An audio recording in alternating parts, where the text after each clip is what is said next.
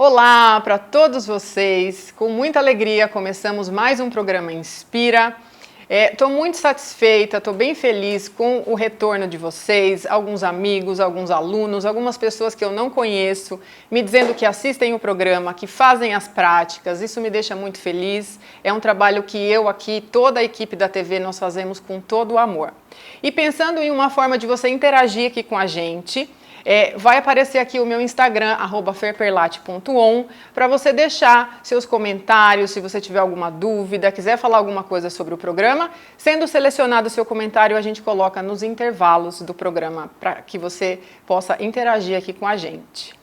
E o tema do programa de hoje é alimentação saudável. A gente vai falar sobre a alimentação na sua qualidade de vida, na sua saúde. Um tema que às vezes a gente acha que é óbvio, mas são os pequenos detalhes que fazem toda a diferença. E para falar com a gente, eu trouxe uma querida, uma amiga, Thalita Lunardi. A Thalita, ela é empresária e culinarista, ela é formada em administração, ela fez um curso de fitoterapia pela USP, nutrição e doenças autoimunes, alimentos funcionais e nutrição estética.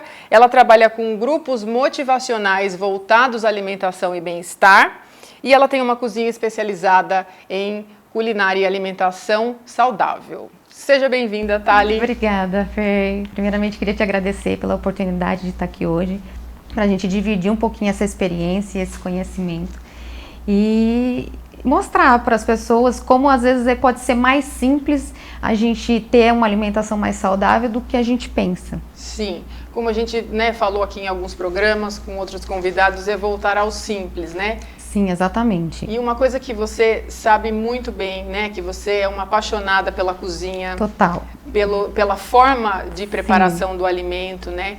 O que é que você pode dizer para nós, né? O que é que você considera que é uma alimentação saudável? Olha, a alimentação saudável, desmistificando total, né, esses paradigmas que as pessoas têm muito hoje em relação a isso, é a alimentação que ela é equilibrada por si só. Então, quando a gente tem lá um layout de prato, onde a gente observa que a gente tem uma quantidade adequada ali das porções de arroz, de feijão, de massa, de proteína, que seria a carne, ou quem é vegetariano, uma proteína vegetal, e os legumes, em sua forma, pode ser folhosos, pode ser os legumes refogados em si, a gente ali tem uma alimentação saudável, né? Os excessos e a falta de esse equilíbrio é que traz pra gente esse problema na alimentação. Desequilíbrio, né? Esse mesmo. Desequilíbrio. Então, o que a gente vê são aqueles pratos muito monocromáticos, né? Aqueles pratos sem cor, aquela falta de ingredientes que possam equilibrar aquilo nutricionalmente, né? Entendi. E hoje em dia também fala-se muito, né? A gente ouve falar muito e muitas vezes sem uma explicação para as pessoas sobre os alimentos funcionais, né? Sim. E o que seria um alimento funcional, assim? O alimento funcional, aliás, é uma palavra que, muito bem colocado, é uma palavra que está na moda, né? Muita gente usa, mas pouca gente sabe realmente o significado dessa palavra, né? E o alimento funcional, a gente entende que é aquele alimento que, além daquele aporte nutricional que já se espera, né, por exemplo, de um carboidrato, de uma proteína, ele tem também uns fitoquímicos, compostos bioativos que trazem benefício para a nossa saúde, podendo trabalhar em prevenção ou tratamento de doenças, ou para o nosso desenvolvimento, bom desenvolvimento do nosso organismo mesmo. Um exemplo que a gente poderia dar, eu acho que a maioria das pessoas já deve ter ouvido falar do tomate, né, que tem um poder aí em relação ao câncer de próstata, né? Então ele ajuda muito na prevenção do câncer de próstata. O tomate, ele tem uma substância que a gente chama de licopeno, e é esse licopeno que a gente chamaria de composto bioativo que tem esse poder. Esse licopeno, ele é um antioxidante que combate os nossos radicais livres. Então, todo aquele processo, a produção de radical livre que a gente tem, que promove o envelhecimento precoce, o tomate ajuda aí combatendo também. Sim. Então, esse é o termo mais transparente, assim, dessa palavra, funcional. Isso. E também uma coisa muito interessante de se falar, né, que também, por exemplo, você acabou de citando o exemplo do tomate. Poderia ser qualquer outra coisa, qualquer outra. E aí, em geral, as pessoas escutam falar isso, né? E aí elas vão lá e compram 5 quilos de tomate, e aí elas começam a comer tomate, achando que um milagre vai se operar na vida. E não é assim, o segredo é o equilíbrio, é a alimentação saudável e a alimentação funcional tem como segredo o equilíbrio do prato. Exatamente, é como a gente falou lá no início. Então, tudo é baseado dentro de um equilíbrio, né? E também não é assim, quando a gente fala do funcional, o alimento ele tem esses compostos, né, que a gente chama de funcional, mas existe um conjunto de ações e técnicas para que você consiga ativar, que você consiga chegar nessa parte funcional desse alimento, né? Então a gente tem vários fatores aí para ser comentado, né? Que é a questão do equilíbrio nutricional no prato. Então só o tomate sozinho não vai fazer diferença alguma, né? Mas o tomate junto com o equilíbrio sim faz total diferença. E como você vai preparar esse alimento também faz diferença, né? Entendi. Então tem todo esse processo também, sim. E como é que a gente poderia, né, as pessoas que estão assistindo podem ter várias questões, várias perguntas, como é que a gente poderia extrair o melhor daquilo que o alimento tem a nos oferecer, como o alimento mesmo, e como é que a gente poderia extrair o melhor de uma refeição, assim? Como é que a gente poderia fazer isso em casa? A primeira coisa para a gente poder começar a pensar nesses benefícios e extrair o máximo que a gente conseguir dos benefícios dos alimentos é a gente sempre buscar um alimento. Eu procuro falar para as pessoas assim, busque alimentos, né, para se nutrir, alimentos que também foram nutridos, né? Então quando a gente pensa, né, por esse lado, que o que é que foi nutrido é aquele alimento que é vivo, né? Que eu vou encontrar onde? Que eu vou encontrar no hortifruti. É um legumes, é uma verdura, é uma fruta, é um grão, é um cereal. Então é aquele alimento que desde lá da semente ele também foi nutrido, foi abastecido e hoje ele virou meu alimento, meu consumo. Naquele momento eu estou me aproveitando daquilo que aquele alimento tem para me oferecer. Então isso é a nutrição, né? Então a gente esquece um pouco esses alimentos empacotados que a gente vê no mercado, porque quando a gente pega um pacotinho a gente entende que ali dentro não tem a nutrição, digamos assim. Não tem uma partícula viva, né? Exatamente. Então esse seria o primeiro passo. O segundo passo é buscar o quê? A época desses alimentos, a sazonalidade, porque eu acho que tudo que é o sazonal que é a época certa, é aquilo que tem de mais nutritivo para você. Para a gente conseguir aproveitar mais esses fitoquímicos dos alimentos, então a gente faz o quê? A gente manipula esses alimentos antes de cozinhar, imitando ali uma agressão. Então a gente rasga as folhas da couve, a gente pica os legumes, a gente descasca, a gente rala, para depois produzir isso lá. Quanto mais a gente agredir eles antes da cocção, a gente tem ali uma maior quantidade de compostos bioativos desse alimento desenvolvido. Ah, que interessante. Quer dizer, é diferente, por exemplo, vou cozinhar uma beterraba, por exemplo, eu coloco essa beterraba na panela inteira. Sim. E aí, de repente, eu ralo essa beterraba e coloco num preparo. Você tem ali muito mais aproveitamento de toda a parte bioativa dela. Isso faz diferença. Faz toda a diferença. E conservação? Como é que você vê assim, a conservação do alimento? Quanto tempo o alimento ele pode ser conservado, né, ou o alimento como vegetal, ou a refeição pronta, para que ele mantenha essa vitalidade, essa energia que ele vai passar para nós? Olha, se um alimento ele for devidamente armazenado, ele vai durar aí, digamos, com as suas propriedades ativas, numa geladeira que realmente refrigere bem, né? E que não se abra muito, porque às vezes a geladeira é boa, mas o pessoal abre demais no calor, realmente influencia. Então, um alimento que foi devidamente armazenado, você consegue aproveitar aí essa parte em questão de uns 2, às vezes dependendo até 3 dias. Isso na geladeira mesmo? Na geladeira. Tá. Agora, a gente sempre sugere que as pessoas congelem, né? Se você não tem a previsão de fazer esse consumo muito rápido, ou se você vai consumir ele mais vezes, congele em porções menores. Porque a partir desse momento que você congelou, você está mantendo ali a parte nutricional dele, praticamente 100% ali do que foi cozinhado, cozido, tá ali. Muito legal. E eu estava conversando com você, inclusive antes da gente entrar, que tem um livro que eu li que chama Em Defesa da Comida, um livro muito bom e muito antigo, que tem uma dica muito rica que ele diz assim, o Michel Pollan, que é o autor, ele diz assim que pra gente ter um termômetro daquilo, né, que a gente está comendo, se aquilo é saudável ou não é. Então a frase é a seguinte: nunca coma um alimento que a sua avó não reconheceria como comida, né? Sim. É isso. Porque antigamente a gente não tinha esse acesso a esse monte de comida que a gente vê hoje nos mercados e essa indústria, essa televisão toda, essa mídia toda, né? Então realmente era mais simples, era coisas que eram alimentos cultivados geralmente na terra, né? Na própria casa das pessoas. Então eram livres de agrotóxicos, os animais eram criados soltos, não tinha interação de hormônio, não tinha problema da ração que vinha contaminada. Então tudo isso realmente faz diferença. Puxa, Thali, delícia de papo. Espero que vocês em casa tenham aproveitado toda essa nossa conversa. Eu agradeço imensamente a sua presença. Eu que agradeço, imagina. E a gente volta daqui a pouquinho com prática de yoga, uma prática muito especial relativa a esse tema. E eu espero vocês.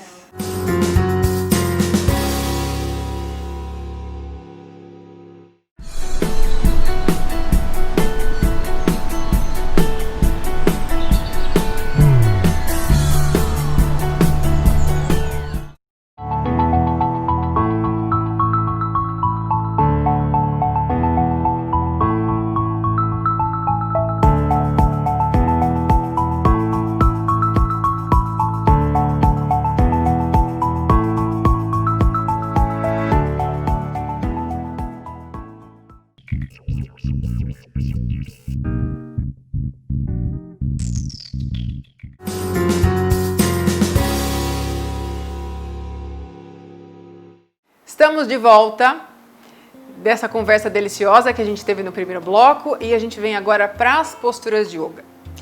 Pensei como é que eu vou relacionar o tema alimentação com as posturas, né? Então eu trouxe para a prática de hoje posturas ligadas ao elemento terra. Então são posturas aterradoras. São posturas que nos deixam conectados com o chão.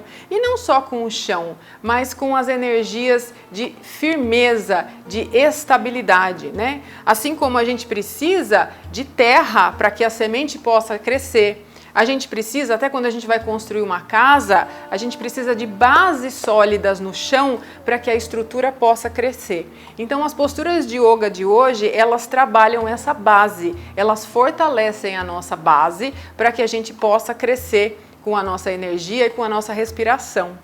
Então começamos. Vamos começar com os pés unidos, completamente unidos, nessa postura que significa e representa uma montanha. Então os pés se unem, as coxas ficam unidas, a gente leva os ombros um pouquinho para trás e deixa os dedos das mãos em direção ao chão. Então é como se a gente empurrasse os dedos para baixo. O osso externo aqui no centro do peito levanta um pouquinho em direção à sua garganta. Ao mesmo tempo, os glúteos, eles descem um pouquinho em direção aos calcanhares, tá? Pra gente não ficar com a lombar assim para trás, ó. Então desce. Compacta um pouquinho as coxas. Olha para frente. E você vai se conectar agora com a firmeza dos seus pés. Leva a sua atenção para as plantas dos pés, para os calcanhares, para os dedos. A inspiração agora, ela cresce e você inspira dos seus pés em direção ao topo da cabeça, crescendo a partir dos pés que representam agora estabilidade e firmeza. E quando você expira, se conecta com a firmeza dos pés no chão mais uma vez.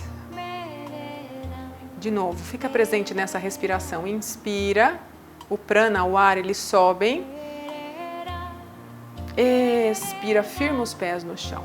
Se você não tiver equilíbrio, você deixa os olhos abertos. Se você se sente bem equilibrado, você pode fechar um pouquinho os seus olhos nesse momento e deixar o peso do seu corpo agora no centro dos pés, criando uma sensação de mais firmeza e mais leveza. Toda a atenção, toda a base do seu corpo agora se sustenta pela firmeza das plantas dos pés. Última vez, ó, uma inspiração profunda.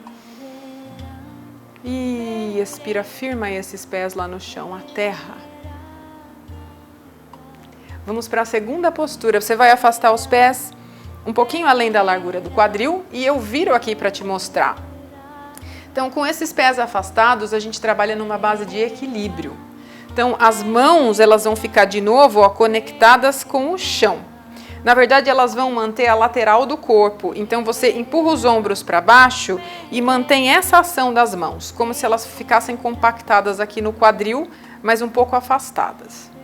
Fixa um ponto com os seus olhos à sua frente ou um pouquinho adiante no chão. Vai transferindo o peso do corpo para a perna esquerda e aí você eleva o joelho direito. Se conecta com esse pé que fica lá no chão. Se precisa, flexiona essa perna de base, tá? Um pouquinho. Então, inspira agora. Expirando, ó, a gente vai levando para trás, mantém os braços firmes e vai até o seu ponto. Se você estende, você vai. Se não, você para antes. Inspirando, você sobe. De preferência, não toca o pé no chão. Se precisa, você apoia. Aqui mais uma vez, inspira. Expirando, você vai lá para trás, mantém os braços firmes em direção aos dedos das mãos. Cresce lá com o pé. Inspira, sobe. Eu perdi o equilíbrio aqui, ó. É isso que a gente faz nessas posturas. A gente quer manter o aterramento, trabalhar o equilíbrio. Inspira, sobe. Expira, vai lá para trás. Se concentra nesse pé que sustenta o seu corpo. Inspirou, subiu. E aí trocamos. Pé direito no chão. Sente esse equilíbrio agora dos dois lados. Vai transferindo o peso do corpo para a perna direita. Eleva agora o joelho esquerdo. Inspira como se levasse o joelho para o teto. O ar, o prana, eles sobem. Inspira. Expirando, vai lá para trás. Concentra nesse pé de base. Inspirando, você volta devagar. Expira aqui. Inspira mais uma vez. Expira, vai lá para trás. Se precisa, dobra um pouquinho a perna de base, não tem problema. O importante aqui é você se conectar com a terra, com esse pé direito, que é a sua base. Inspira, sobe. Aí, última vez, ó, expira, vai lá para trás. O tronco vem à frente, a perna esquerda estende para trás. Mantém aí. Inspira, sobe. E aí você eleva e desce. E volto aqui. Então, conexão com a terra. Não tem problema se você perde o equilíbrio, né? A grande questão dessa prática é você manter o equilíbrio. Se você perde o equilíbrio, coloca o pé no chão e a gente continua. Pés ainda na largura do quadril, a gente vai para a postura da árvore, chamada de Vrikshasana. Vamos transferir o peso do corpo para a perna direita. Pode colocar as mãos aqui na lateral do quadril. O joelho vai à lateral. Ou você vai deixar o pé, o dedinho do pé lá no chão, ou você vai trazer esse calcanhar bem na base da sua virilha aqui, ó. E mantém. Pode fixar um ponto com os seus olhos à frente. Esse pé que fica no chão representa a raiz dessa árvore. Une as mãos à frente do peito e As mãos agora representam as folhas dessa árvore, a copa. Inspira, cresce. Se atenta. Aí esse pé que fica no chão, enraizado na terra, no elemento terra. Aí aceita esse balanço que acontece. E aí a gente desce, apoia as mãos, os dois pés no chão. Vamos transferindo o peso do corpo agora para a perna esquerda. O joelho vai à lateral, ou a pontinha do dedo no chão, ou o calcanhar pertinho aqui da virilha. E aí você compacta essa coxa e esse pé, né? É uma ação, a coxa vem em direção ao pé, o pé em direção à coxa. Apoia as mãos. Se conscientiza da sua respiração. Se precisa, fixa os seus olhos num ponto para se manter equilibrado. Mãos à frente do peito. Inspirando, você sobe. Então, o seu pé lá no chão representa a raiz dessa grande árvore. As mãos lá em cima representam a copa da árvore. Sinta-se enraizada, enraizado. E sente a flexibilidade, o balanço das folhas lá em cima, que representam as suas mãos. Aí, devagarinho a gente volta, apoia as mãos e apoia os pés. Nós vamos fazer agora a última postura no chão, tá? Então a gente vai descendo. Você pode ficar aí na sua casa com as pernas cruzadas. E agora eu vou mostrar para vocês, eu vou ensinar um exercício de aquietamento. É um exercício que, de certa forma, traz a terra para dentro de você, né? Traz essa concentração. Então vou mostrar aqui, ó. Nós vamos usar todos os dedos das mãos, dedos indicadores vão cobrir os olhos, polegares vão fechar as orelhas, os dedos médios vão sobre os lábios, tá? E os outros dedos vão descansar aqui na face. Então vou mostrar, ó. Polegares vão cobrir os indicadores, cobrem os olhos, polegares fecham as orelhas e os outros dedos apoiam aqui pertinho da boca, ó, o anelar lábio superior e o dedinho aqui. Aqui, né, agora que você tá me vendo, você não vai fechar, mas você fecha os ouvidos, né, com os dedos polegares. Faz um leve peso aqui dos dedos indicadores sobre os seus olhos. Relaxa os cotovelos e ombros. E aqui nós fazemos algumas respirações profundas e amplas, tá? Então você vai inspirar e você vai expirar,